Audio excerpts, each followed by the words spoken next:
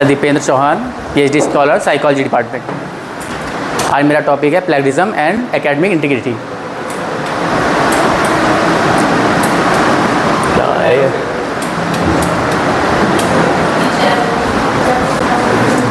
क्या चलेगा सर? आगे ये एरो से चलेगा। ये PPT नहीं ना आपका?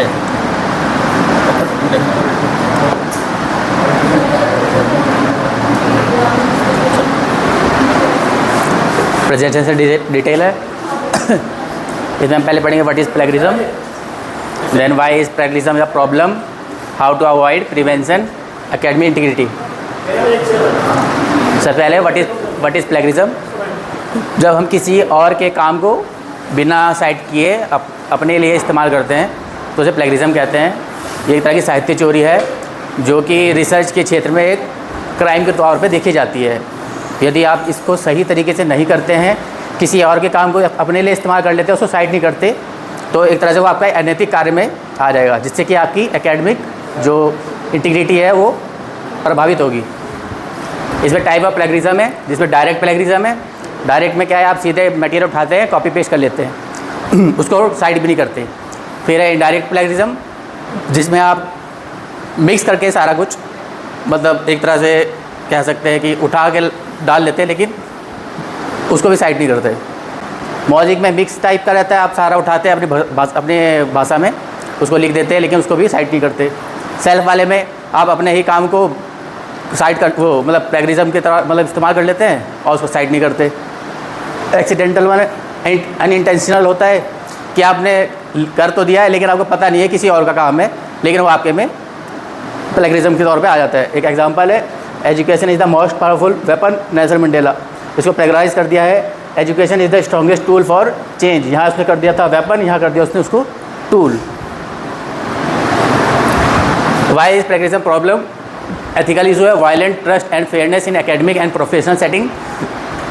ये आपके एकेडमिक और प्रोफेशनल चीज़ को प्रभावित करता है यदि आप इसको अपने रिसर्च में इस्तेमाल करते हैं। इसके कॉन्सिक्वेंस है एकेडमिक पेनल्टी। यदि आप इसको आपकी मतलब रिसर्च में प्लेगरिज्म ज़्यादा पाया जाता है तो उसमें आपको पेनल्टी मिल सकती है, जिसमें आपको सस्पेंशन, ग्रेड वगैरह फेल कर देंगे, आपकी रेपुटेशन को प्रभावित करेगी और लीगल एक्शन भी हो सकता है।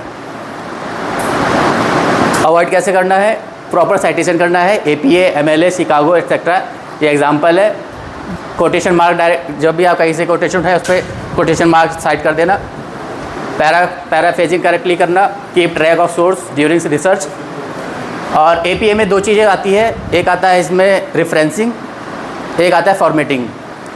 फॉर्मेटिंग में इसमें आपको बताता है कि आपका पेज कैसा होना चाहिए, पेज में जो फॉन्ट है कैसा होना चाहिए, सेटअप उसमें जो पेज सेटअप है कैसा होना चाहिए, ठीक है। और रेफरेंसिंग में इसमें दो तरह की होती है, एक इन टेक्स्ट होता है और डायरेक्ट रेफरेंसिंग होता है। इन टेक्स्ट में आप एक पैराग्राफ उठाते हैं और उसको प्रॉपर साइट करते हैं, जैसे APA ने बता रखा। प्रिवेंशन कैसे करना है?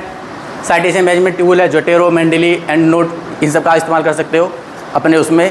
जब आपको अपना कोई थीसिस या कुछ भी बनाते हो उसको इनके द्वारा आप चेक कर सकते हैं। रिसोर्सेज है, यूनिवर्सिटी राइटिंग सेंटर हो गया, ऑनलाइन गाइड्स हो गई। और इससे बचने के लिए ये है कि आप टाइम मैनेजमेंट रखिए अपने लिए, कि जब भी आप कोई थीसिस या रिसर्च कर रहे हैं उसके लिए एक प्रॉपर टाइम शेड्यूल रखिए, जिससे कि आपको लास्ट में कॉपी पेस्ट ना करना पड़े।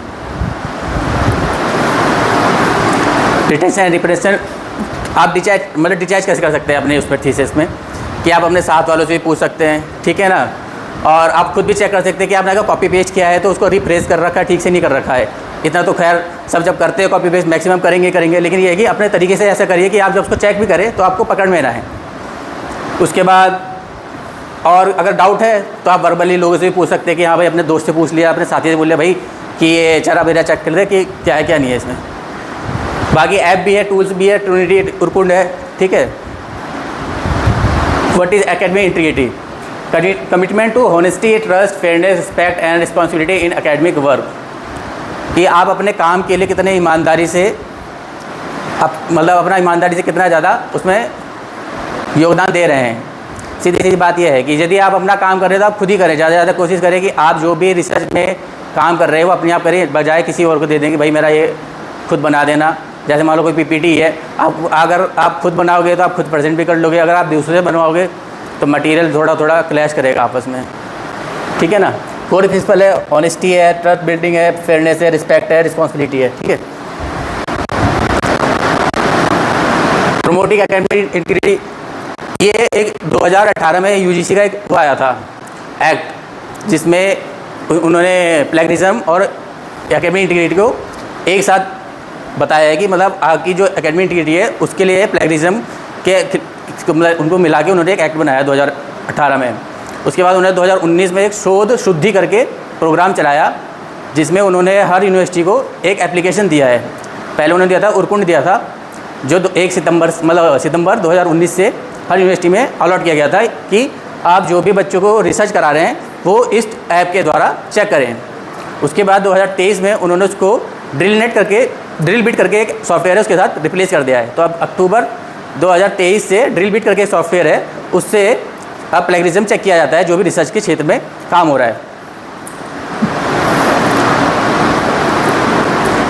ये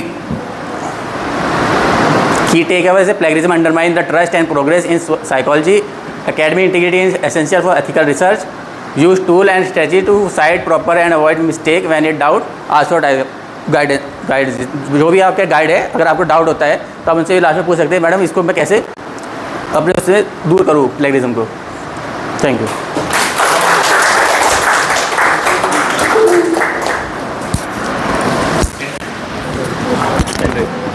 दे दूँगा, ठीक है।